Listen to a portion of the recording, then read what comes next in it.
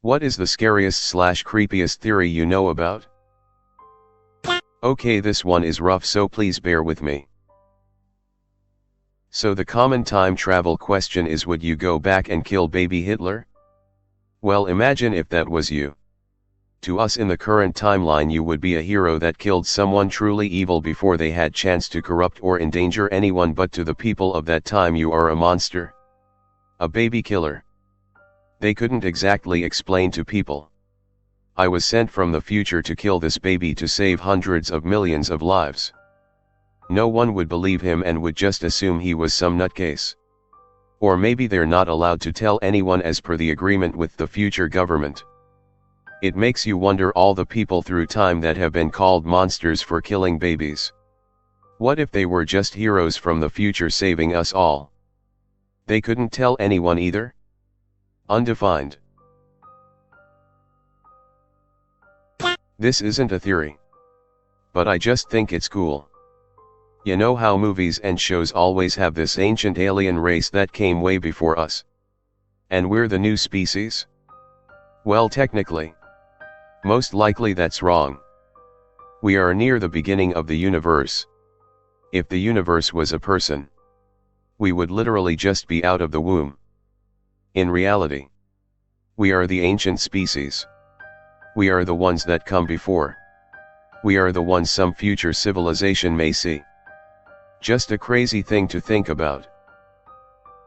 If the human body senses trauma it is unable to combat, it will switch off metabolism, pump endorphins, and slip into a pain-free dissociative state.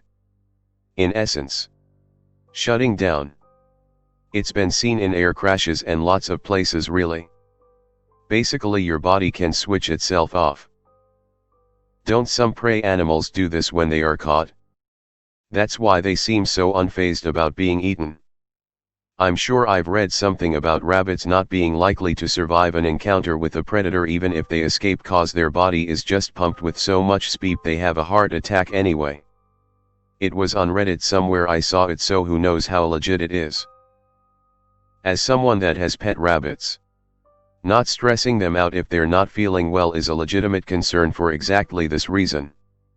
It's such a delicate line between deciding if the stress of an urgent care visit is worth it or more detrimental. That a robot could fail the Turing test if it wanted to. The Vela Incident. September 1979. A US Vela satellite detected a double flash of light over an area of the ocean between South Africa and Antarctica.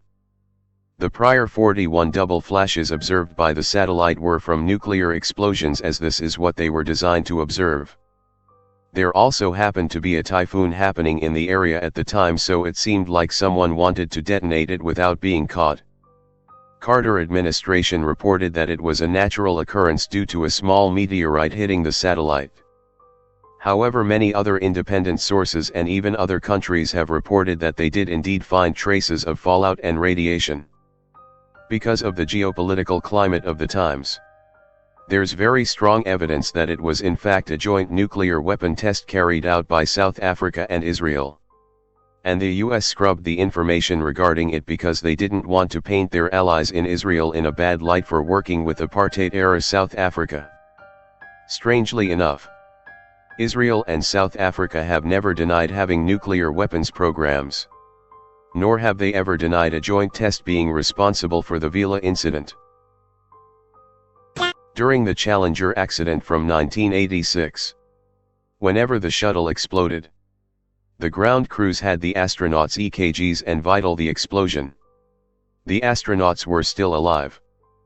Theory has it that they were cognizant the entire time until they crashed in the ocean. This is what actually happened. NASA never wanted to admit that the astronauts didn't die in the explosion. But there is a major probability that they were not conscious when they crashed into the ocean. Didn't they also say that by the time they recovered them, the bodies were basically liquefied in the suits from all the exterior factors in the ocean? The initial impact, with the forces involved, may have been sufficient in itself. It's like being hit by a speeding train. Bam. Done. And every cell in your body shatters. The dark forest theory. This explains the Fermi paradox. Why we haven't seen any other advanced life forms despite the vastness of the universe. Other advanced life forms don't send out signals into the rest of the universe because they're worried that something more advanced and dangerous is going to find them first. There's another idea that other civilizations know there's something out there but don't send any signals because it has no reason to not wipe out the entire planet. There's a science fiction book based on this, and I think this quote explains it better than I can. The universe is a dark forest. Every civilization is an armed hunter stalking through the trees like a ghost, gently pushing aside branches that block the path and trying to tread without sound. Even breathing is done with care.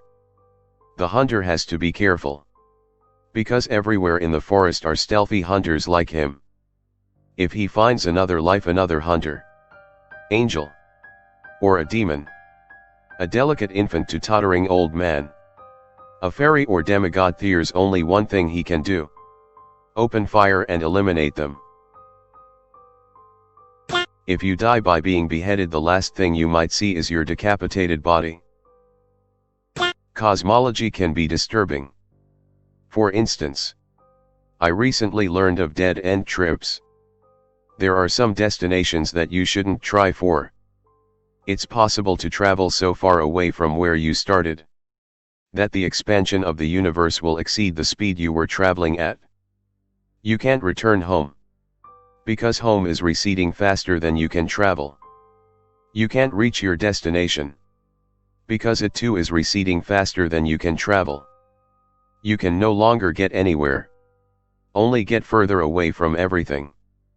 You cannot reach any destination, even if you travel forever. Not theory but fact. The average terminal velocity of a kindergartner is 60 miles per hour. The scary part is how they found it out. That humans almost went extinct.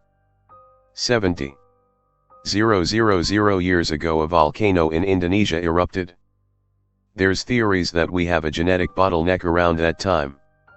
Took our population down to 10,000-3,000, like the size of one small town.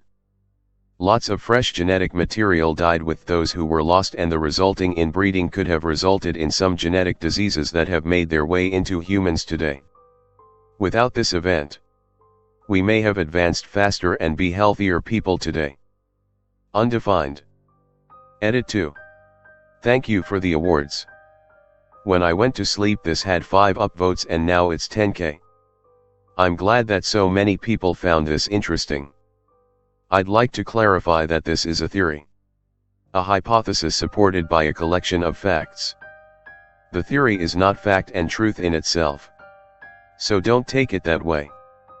I have gotten a lot of messages where people think that I'm spreading falsehoods about this, and I want to address that there is counter evidence against the volcano causing a genetic bottleneck. There is still evidence of the genetic bottleneck and the recent and abrupt diversification of humanity. Most of the research that I've seen on this comes from 2000. It's been 20 years, so there has been lots of work done on this very topic in the time since. The point is, don't take it as fact. The thread asked for scary theories and I provided a scary theory, not fact. For more information and supporting evidence that human beings diversified recently, we can look at stories like Cheddar Man, a dark-skinned, blue-eyed man that lived around 10,000 years ago in England. I have also been getting a lot of questions about if we have genetically improved as a species from this.